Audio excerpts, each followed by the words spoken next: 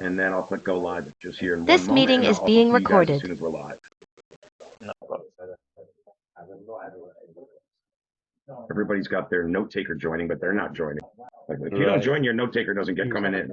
No. That's sneaky. That's my golden rule. Cool. All right.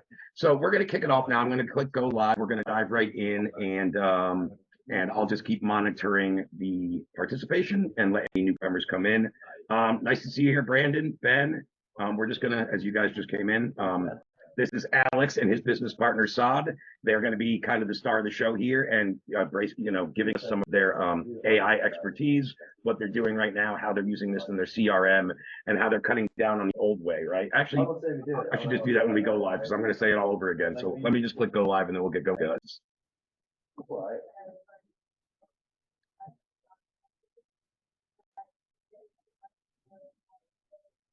And did I get the notification yet here?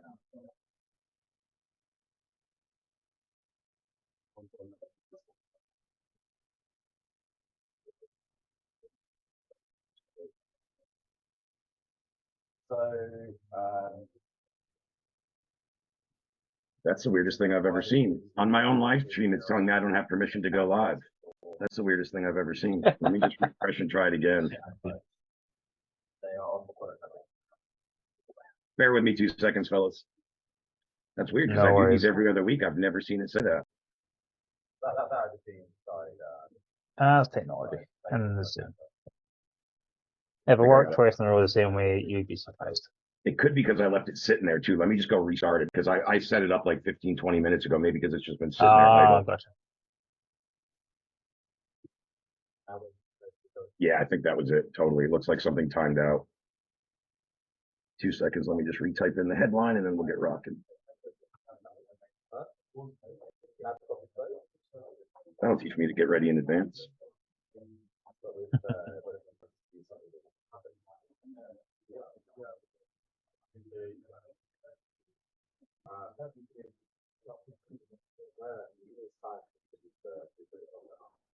Looks good to prove PDOCS created. Too many groups apparently.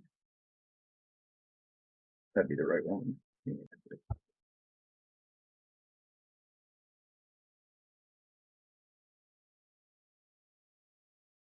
All right, everybody, we are now live. Good, we can kick it off. Sorry for anybody waiting in the Facebook group that's not here on Zoom. I had a little technical difficulties. I prepped too early and my screen timed out, so I had to restart it. But we have a couple participants that joined the Zoom. Thank you guys for being here, Brandon and Ben. And then we have our guest today, Alex. You guys had saw me talk about in some of the posts on my timeline, some of the posts here in the Facebook group. And this is his partner, Saad, who we're going to introduce here shortly and give you a little of their background, guys. So today's overall topic is, their AI expertise, more so in filling them in with your CRM in terms of an appointment setter. And they're going to walk us through and screen share and take us through some cool stuff that they're working on and show you guys kind of behind the scenes what this is doing. More importantly, the steps it's eliminating the old way of a manual setter, getting them up to KPI, training, managing individuals, yada, yada, yada. Right? We could go on forever with the pain points and the slow things that happen within that process, where now it sounds like, and correct me if I'm wrong, Alex, what you're implementing is rather instant once you get it up and running. Is that accurate? Completely. It's completely automated. Great. So what we're going to do really quick, I'm going to give those guys a quick second to do an intro of their background. Alex can talk a little about, PDOCS and how he got into our ecosystem. Then we're going to dive in and let them run through some curriculum, and I'll do a little Q&A and interview those guys a little along the way for whatever I think is applicable. And at the end, anyone here within the Zoom room will have a chance for a Q&A on maybe how this would work more particular to your offer, your business, if maybe that's not covered in their demonstration here. So that's kind of the overall flow that we're going to run through. And Alex, why don't you just start with a little introduction, background, and talk about how you came about to be here. Awesome. So I've been a developer for 6 years before I got into marketing. Worked in a creative agency, working on Shopify stores, WordPress, building apps, all that good stuff. Then I fell into the marketing game around 2017, where I fell into media buying, mostly on Facebook's platforms, so WhatsApp, Instagram, Facebook, then Google, YouTube, Google Display, search, email, you name it. And I've been doing that for around 6 years now. Managed around $10 million in ad spend for $40 million in client sales. And it was around, I want to say like 2.5 years ago, I came across PDOCS. I think it was through your entry level program. I can't remember if it was like $47 or something like that. Oh, our 7-day challenge, I'm guessing. That's it, yeah. Yeah. So I came it was through that. $47 back in the day, I believe. Yep. So I came through that, devoured the content, and it was better than like 99% of, programs at 100, 200x the price. So great job, guys. Thank you. Devoured all that stuff, got into the ecosystem, met yourself, Adam, Yash, and some of the other guys. Then worked with you guys on the identity resolution side of things and a few other projects. And from there, I basically used those skills and my own background to jump onto this AI. I don't want to say bandwagon, but this AI, trend. It's certainly a craze one way or the other. And if yeah, you're not using it, you're going to fall behind the way I see it.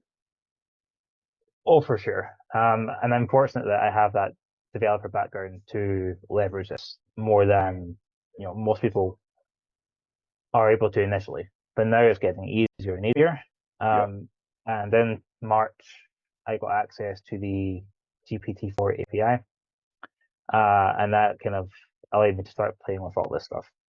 So initially, I started building super basic tools, like YouTube ad scrapers or channel scrapers, that would download a whole channel's videos and transcribe them and break them into like frameworks, kind of like what PDOCS does, and extracts the pain points, the common beliefs, the desires, all that good stuff. Then with Facebook ads, then myself and Sad started working together. So myself and Sad have been friends for like 20 odd years. We went to school together. Nice. And Sad is a like world-class developer, but I'll let him like give his background.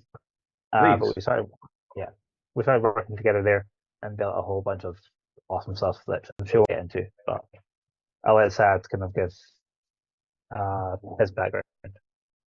Go for it, Saad. Introduce yourself, give a little of your background. That's great that you guys have known each other for 20 years. I don't see many people come together as business partners online nowadays that actually have a, past relationship background, especially an extensive one, more than, a year or two. So that's really cool to see. Good for you guys. Right.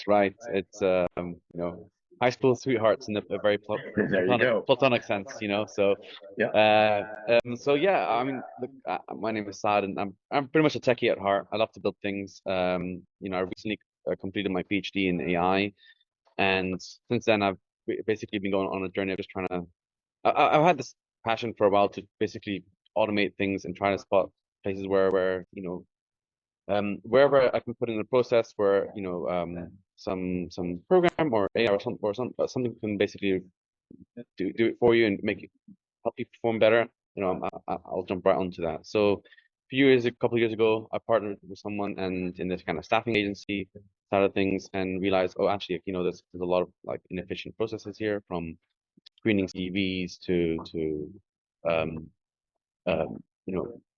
writing job descriptions and managing candidates and generating rosters.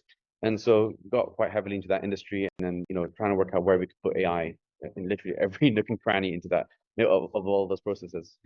And then over the past year I've been talking to Alex, going, yo, like, okay, this is working really well, but like, what about marketing? And obviously Alex is a marketing guru here, it's and like we just got talking, and with the release of GPT, like effectively opened up it allowed us to take all the kind of data analysis work we've been doing for a long time and combine it with text extraction. And now that suddenly we can actually not only build AI products on top of just Excel spreadsheets and numbers, and which most people are used to when you're doing your retargeting forms and your ad platforms, but actually do it at a level of text. where you can actually interpret, get meaningful data out of things that were typically reserved for humans before. It was kind of like, it was like a door had opened, right?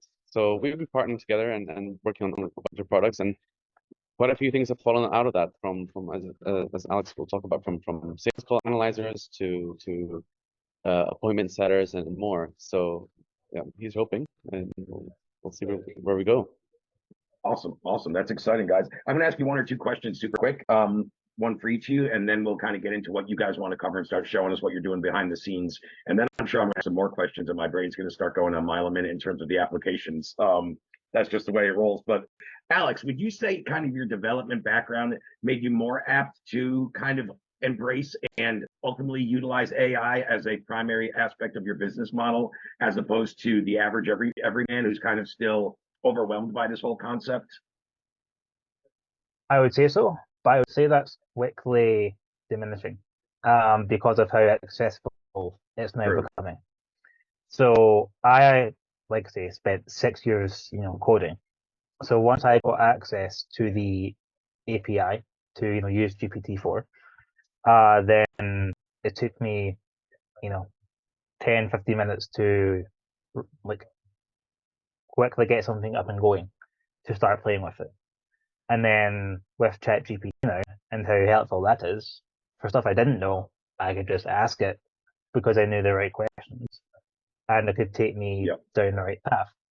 So that's where, sure, I was able to build, some ad scrapers or something that would transcribe a whole, folder and create blog posts out of it.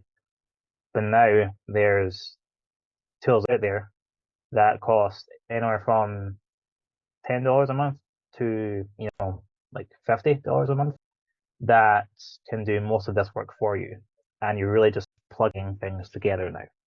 So the need to be like hardcore developer is like getting less and less. The barrier to entry is getting easier and easier. I suppose with my question, I was thinking more back, in March when you first kind of embraced this. I think even this year, how much the awareness and like you said, the kind of angst behind AI is slowly dissipating, like you said.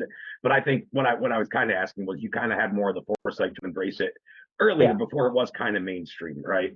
For sure, for sure. You see the potential benefits when you have the developer background and the marketer in you that's like, okay, what problems do we have here?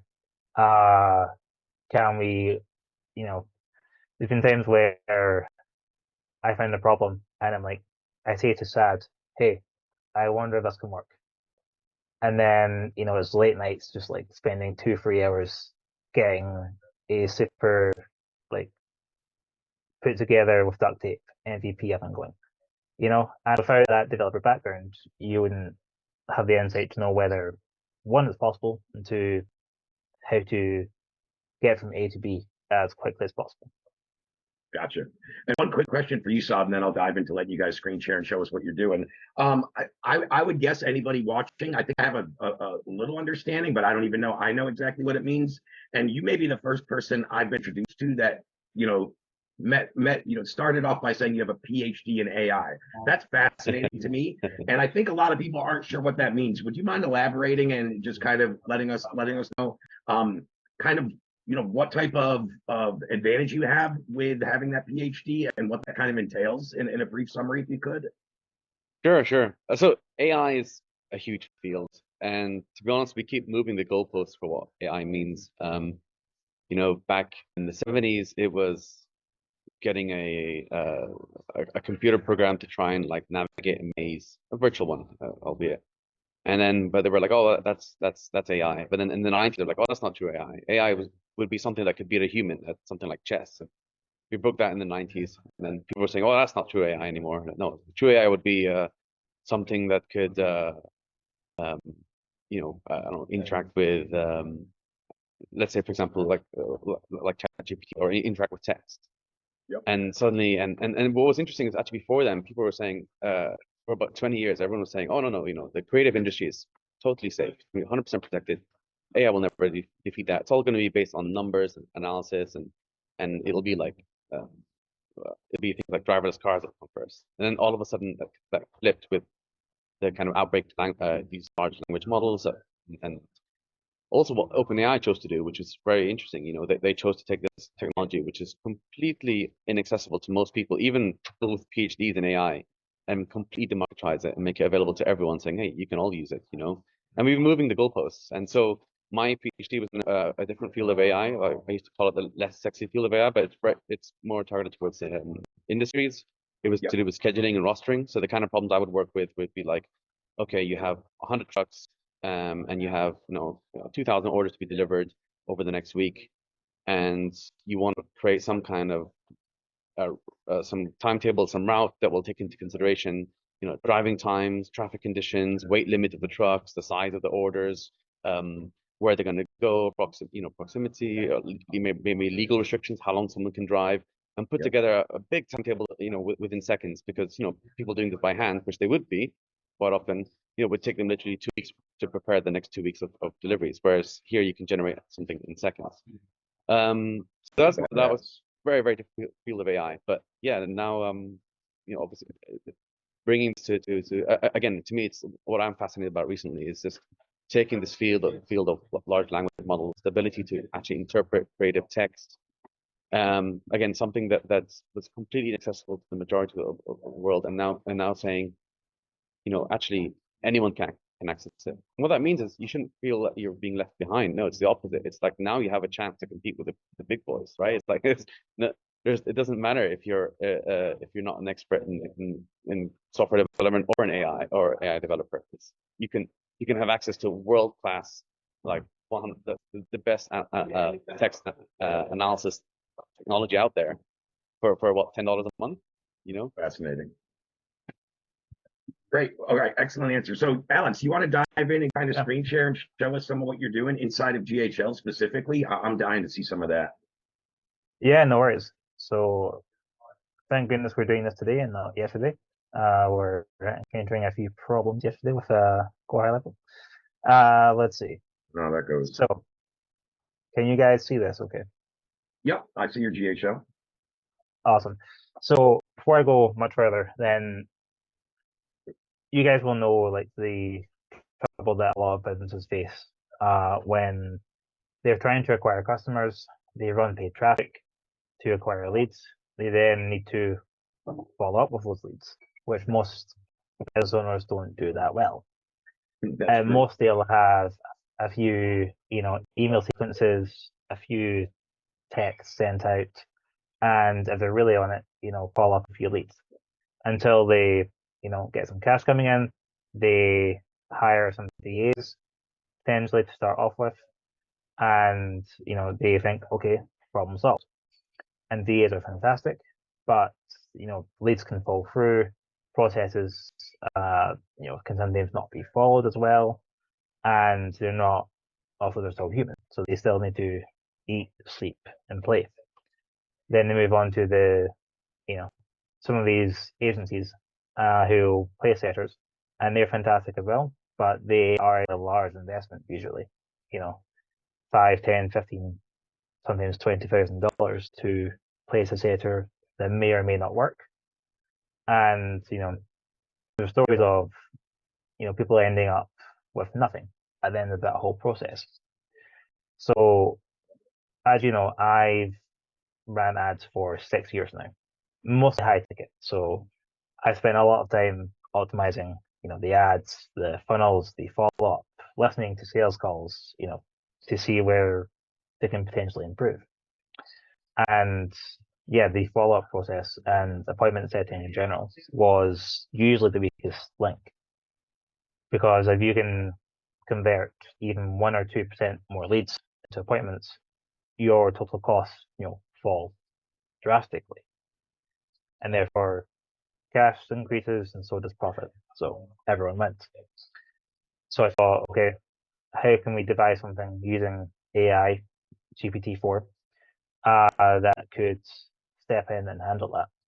Because I'm sure with all of you here, you have played with GPT-4, you've tested it, you know it can understand complex scenarios, it can understand human psychology, offers, marketing, copywriting. It's already came for graphic designers, copywriters, in some cases, cold calling. So why not have it handle the appointment setting?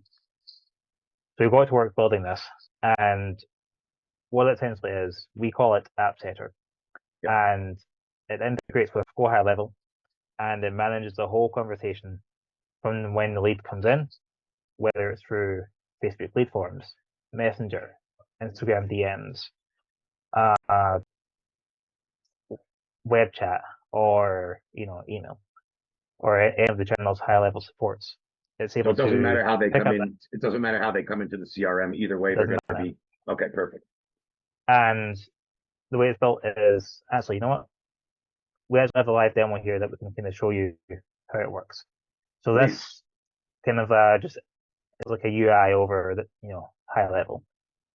So we built it to support 3.5 and GPT-4, and then we've got some example offers here to go through. So let's say we do our own one.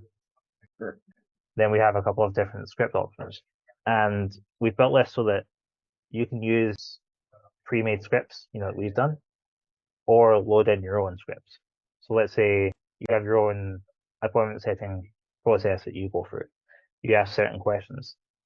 You can go through and program that whole thing just with prompts, and it will follow it. So let's say we do the Facebook or Instagram script.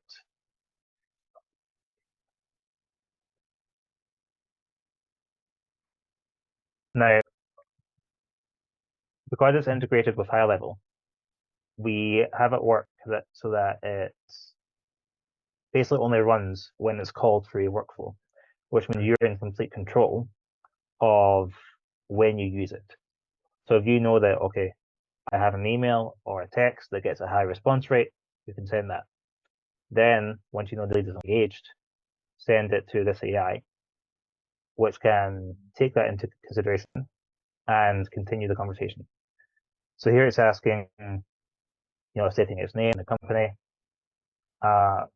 what's part of my interest in App Setter. So let's that's say a great opener. That's a great opener. I run a e-com marketing agency and looking to and don't have time to follow up with leads. And you'll see here in the demo, at least, we have it lay out, the process it's following, and where it's at in that process, in the sales script. And what it'll do is it'll go through however many steps you've programmed in. So you see here we have a response. It's justifying the pain point, then positioning the offer as a solution. Then here it's doing some soft qualifiers. So let's say I work with 5 clients at 2 p.m. Now, obviously, not every process is going to go as smooth as this. We've abused that proofing, and it actually handles objections very well and takes the conversation back to the goal, to qualify and book that lead, assuming they're qualified. I was going to ask you that. And yeah, and as it goes through all this, let's see.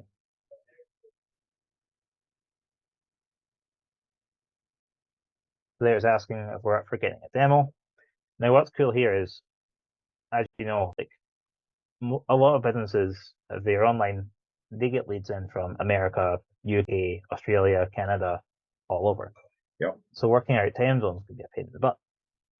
But with our tool, it actually works out the time zone the user is in and puts it in theirs, and feeds it back to them in their respective time zone. They'll say, yeah, that sounds good. And we book a call. And as it does all this, then it's adding tags to the actual contact. So for example, I won't do it here, but if I said, can I talk to someone? And it wasn't due to an objection. they just wanted some more information that the bot couldn't provide. Yep. Then it can add a tag.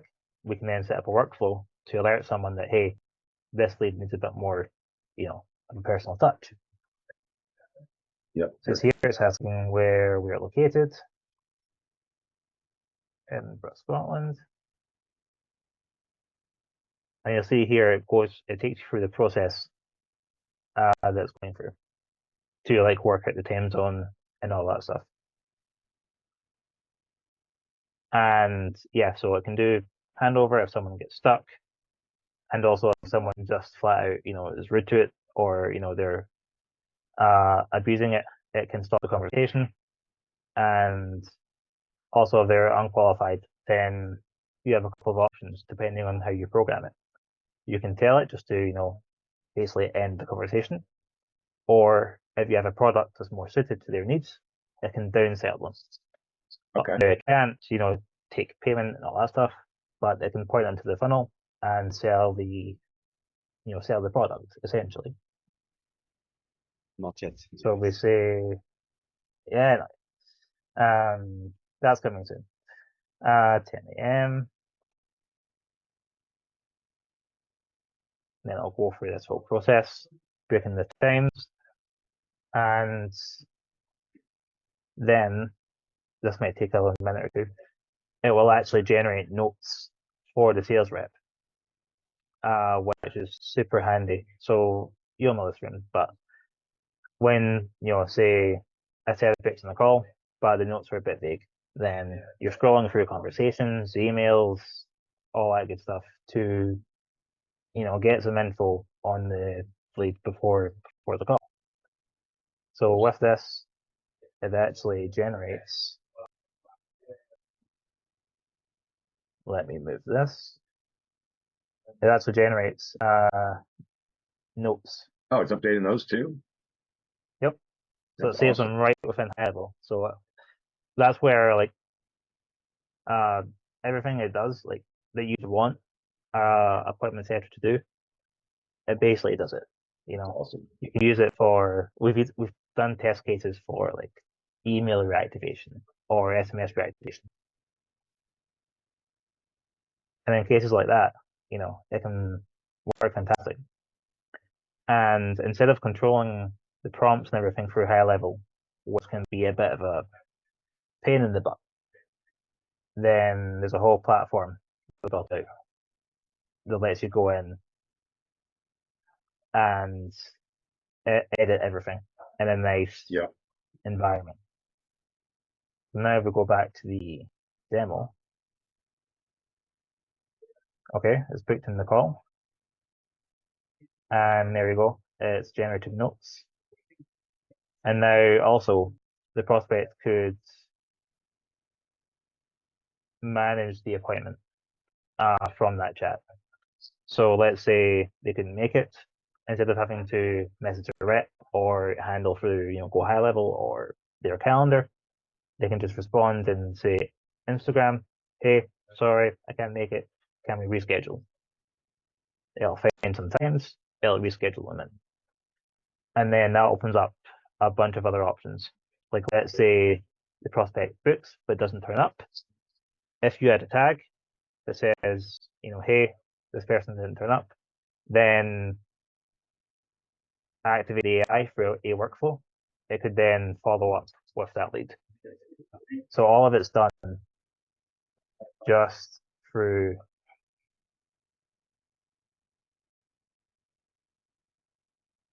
on a high level, simple workflows where all we're doing is taking a trigger, say they came in through lead ads, and applying a tag and sending it to our website essentially to process. Pass it some information, like your sales process you want to use, what you're selling, and that's it. It handles all the back and forth. So once you have it set up, to how you want in terms of when the steps in, reactivation, follow up, all that good stuff. Yep. Which really only takes, an hour. then it's set and forget. And then obviously you can optimize the prompts as people come in, they convert, and you see the common objections. Yeah, So so it's as like you're having an optimizing, you can army of change like it as needed. exactly. It's like having an army of like appointment setters there, for any product that you have for any offer. And it This is doesn't badass. So matter is there any other limits stuff. to this in terms of like amount of people and volume? Whether you have 1,000 people in your CRM or 110,000, it can still just keep up with all the conversations regardless.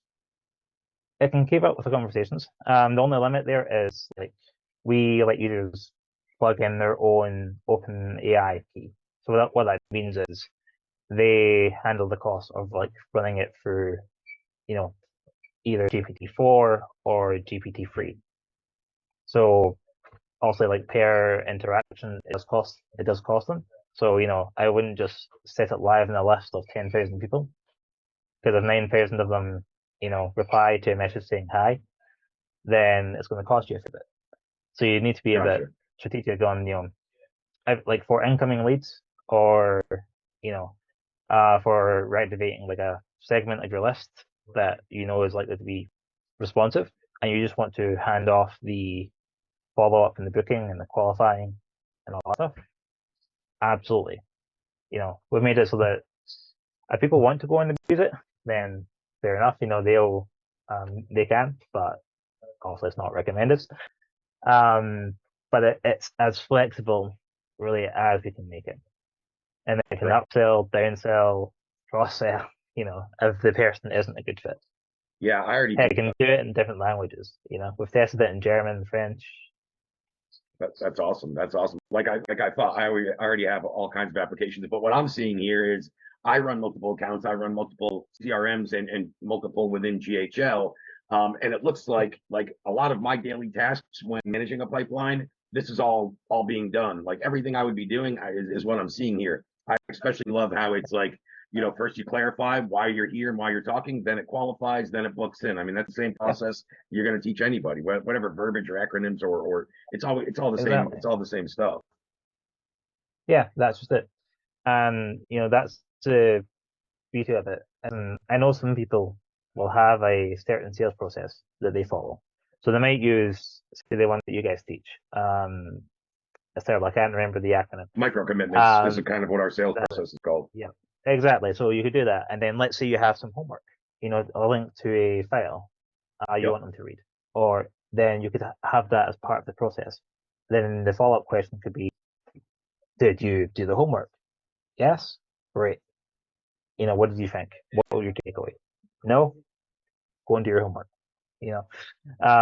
Totally. Yep. Yeah, it's completely flexible to what they need. And this is really down to a combination of GPT-4, obviously, some behind the scenes tools that, very geeky and very like devy, but there's now low code tools there that allow people to leverage this fairly easily. And just tight net integration with high level, which makes all the difference. There's plenty of bots out there that qualify and send people a link to a Calendly or to book in, but to actually have the whole integration there to manage it from A through to Z and know it's handled with like care, then yeah, like there's not much else like it out there right now. I would agree. I would agree. It's very impressive. This is exactly what I was envisioning when you told me what this is doing, but I didn't see it firsthand. So, like, Yeah, I wanted to see it for myself, as I'm sure most people do, right? Anybody that's kind of interested or curious. But it's pretty much exactly what I was expecting and hoping it would do, which is really cool. Saad, anything to add in on top of what Alex just talked about from your perspective, or anything you'd like to elaborate on? Sure. I mean, so a couple of things. I mean, there's obviously a lot of. So I'm actually seeing this question here. Someone's asking, have you heard of other people like Air.ai? Yes, we have, and I honestly think they're doing some super cool stuff. In fact, it's been, it's inspired us, and I'm sure both ways. Our hope is really to I think something that Alex also reminds me of, because I love building stuff, I love building tech. He always remind me like, okay, how can we bring this back to actually making it, adding value to marketers, journey or in their process, because we're building deep into like our hope is to build like really really deep integrations into these processes. So it's not again, I hate the idea of, oh, we'll just send them a Calendly link, or we can just find a hack around that. My hope is to really get the AI to be as autonomous as possible. But that's why I've been hinting, say, oh, it doesn't take payments, not yet, because we haven't worked on the closing side or anything like that. But my hope is, over time, as we keep building, it's to make this AI integrate as deeply as possible into your tools and products. Into the full process. Exactly. No, I can totally see that. I could totally see that. And when it comes to collecting payment, that'll be great when you get it figured out. But even for now, it's already sent people the payment links. I mean, and you can prompt that right in if you send them right to a landing page or a checkout page or what have you. And generally speaking, most people aren't selling online for above 1997 without a conversation anyway. Usually people don't edit their credit card for, once you get above a certain price point, they want an individual to field the transaction. You know what I mean? 100%, 100%. But it's just a point. No, it's just to make the point that to me, if it goes halfway, like if we were to build all of this just for it to go, well, here's a calendar link, then that's good. But then you're still having to have a VA there to monitor it. And my hope is to get it to the point where, okay, you might have to have one VA monitoring it, but it's one VA monitoring 1,000 conversations, not 100 VAs monitoring 1,000 conversations. Exactly. Awesome. That's great. So, Ben, I like the question you had there, and Saad, if you saw the question there, maybe you could elaborate on that. That interests me as well. But as Ben put in the chat there, if we get time, I'd be super interested to hear about the intersection of that kind of constraint solving kind of AI, in terms of generative AI and LLMs. Sure, that's an interesting area. So the thing is with constraint optimization, the tech where I was initially very focused on, it's at the moment quite inaccessible to a lot of even software developers, because it's very, I would say that there's a skill certainly to learn in how to translate a particular problem into a domain where a constraint solver can actually can understand it and actually give out reasonable solutions within a good short amount of time. And the kind of holy grail of constraint optimization has been something everyone talks about. We're trying to push for in the industry, is to have kind of one solver that will rule them all, which I don't think we'll necessarily reach. But the hope is to eventually be able to get what we call a generic constraint solver that can solve multiple types of problems. So I can sit down and spend a month building a trucking routing solver, and that's great, fantastic, great for the truckers out there, but terrible for the person who just wants to build a timetable for their school, where that's more to do with shift scheduling, nothing to do with routes. Yep. But then, so there's been this push towards trying to get these generic solvers where you can simply describe the problem in a very mathematical form and say, okay, these are my constraints, this is my objective. Can you go off and find me the best solution? Whether that is trying to come up with some kind of optimal financial plan for if you're an investor, or if you're trying to build a timetable or a routing or whatever you might have to do. The problem is translating, interpreting real world problems and then turning those into mathematical constraints is a big issue. And what I want to see is GPT playing a big role here in interpreting very kind of wishy-washy, undefined textual descriptions of a problem, being able to ask clarifications, and then automatically output one of these very short descriptions of a problem using some equations. And then you can get a solve, and then give this to one of these generic, all problem solvers, meaning that you can maybe within 20 minutes build yourself a small timetabling or software, or a wedding planner, or I don't know, if you're trying to find out what best what are we trying to optimize. And so I think some kind of generative AI and large language models being the interface between humans and constraint solvers is, I think, hopefully a promising future for this. Good answer. Good answer. That's super intriguing, and we could go deeper and deeper and deeper, but we'd all be here past the amount of time I have Sure. right now and everyone else.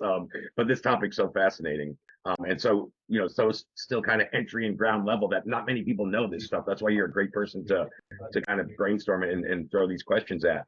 The last one I'm going to get to here before I wrap things up and talk to you guys a little more about how people get in touch with you and how your program looks. I'll give you some details. But Alex, you mind touching on James' question there in terms of the scheduling and how that works with the flexibility? Yeah, of course. So right now it taps directly into your main Go High Level calendar, assuming that's what you mean by scheduling. So whatever settings you have there, whether it's round robin or a single sales rep assigned, then it will comply with those settings. Then once it's booked in, then let me just share my screen here. Then you can see here, I asked it, can we reschedule? And it's saying, yes, no problem. Would you prefer a different time on the 3rd of November, or would you like a different day entirely?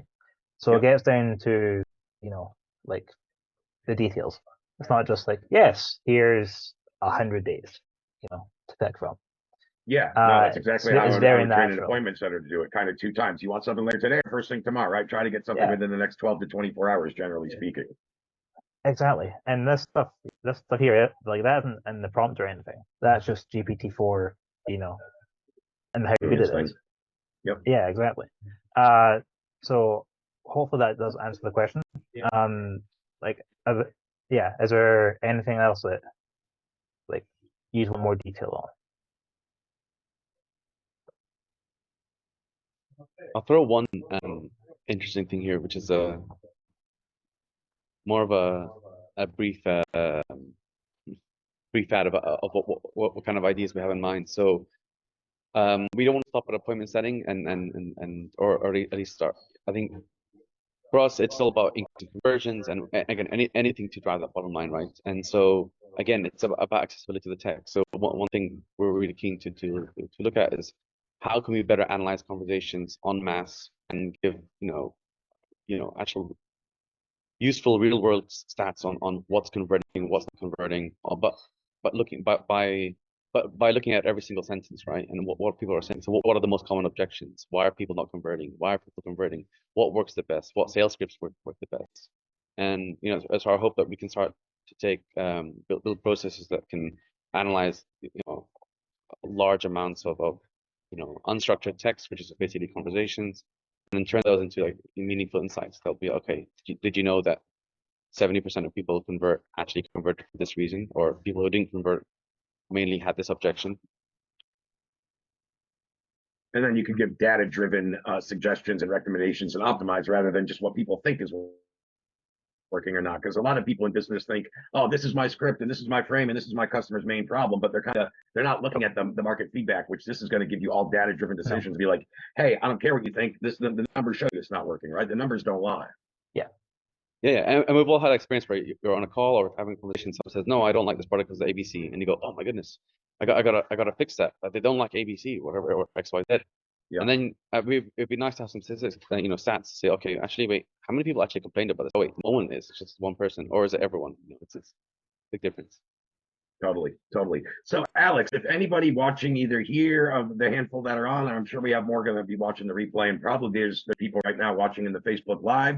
If you had questions, you were typing in there. We'll reply after. I was monitoring the Facebook Live chat and the Zoom chat and the Zoom room and doing the questions. So sorry I couldn't do everything at once. But if you have anything in the Facebook chat, we will reply to that later today. But Alex, can you let anybody know how to get in touch with you and also send me over your contact, and I'll throw it in all my posts and my kind of repurposing for anyone that asks for the replay.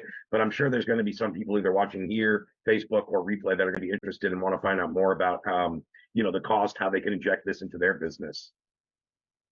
Of course. So any questions on this stuff, just private message myself on Facebook. You'll find me tagged in obviously the videos inside the group. Yep. As for AppSetter, the AI tool we just demoed, then we're actually opening the beta for that this week. So we're basically just finalizing the checkout, and then we're going to go live on that. So I can share that link with you guys if there's interest. And anything else like you need, regarding, say, using AI tools with PDOCS to, extract information, extract the PDOCS or construct copy using that material, then I've got tons of resources there that show basically how to do that with low-code tools. So there's no barrier to entry really, just the jargon, which as marketers we're not afraid of. Mhm. And yeah, that's essentially it for now. We will be opening up a membership around this. So if people want to get up and running in a couple of days versus a month of banging my head against the wall, Yeah. then let us know if there's interest there. We'll be opening that up. But apart from that, yeah, I just want to say thanks, Raymond, for getting us on.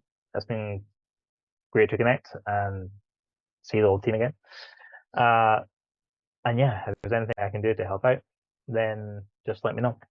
Well, great. Thanks both for joining us. And what you could do, Alex, is just get me over that link for anybody that's interested, and I will get it embedded in all these posts and the lives, and I'll send it out to anybody that was on the live stream here, and just make sure they have access.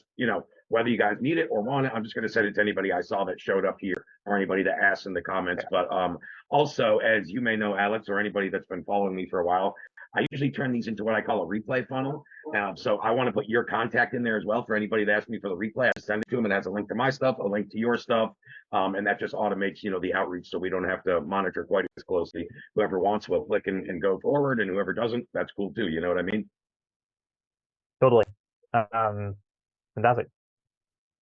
Excellent. Well, thanks for your time and your expertise. And I would have liked to go a little longer. If I didn't have, I have a 3 p.m. sales call coming up at the top of an hour, and I gotta do a little prep for. Otherwise, I think I would have extended this one a bit longer. But I tried to be really cognizant of the time and make sure we could cover everything that would be helpful, answer your guys' questions, at least who attended your live. That's the benefit of joining live, as opposed to you guys that might be watching in the group right now. I can't answer your questions live if you don't join on the Zoom to participate. So going forward, anybody that wants more participation or to get their particular questions answered from these guys or any future experts, it'd be great to have you guys back on maybe in a couple months and see how this has evolved. Sure. And I'll probably talk to you about using this internally for my team and how that will look. So I'll probably get with you as well, Alex, because we have a lot going on in GHL. We're paying guys commissions and salaries to manage in there. So I'll talk to you a little more about how this would help us and how we might be able to work together. And I'll follow up with you in the next couple of days on that as well. All right, guys. Fantastic. Cool. Thanks for your time, Saad, as well, and your expertise. It was great meeting you, my friend. See you, man. Appreciate it, guys. See you soon. Bye-bye. All right, everybody, enjoy your day, and I'll send out those resources to anybody who attended. Thanks again.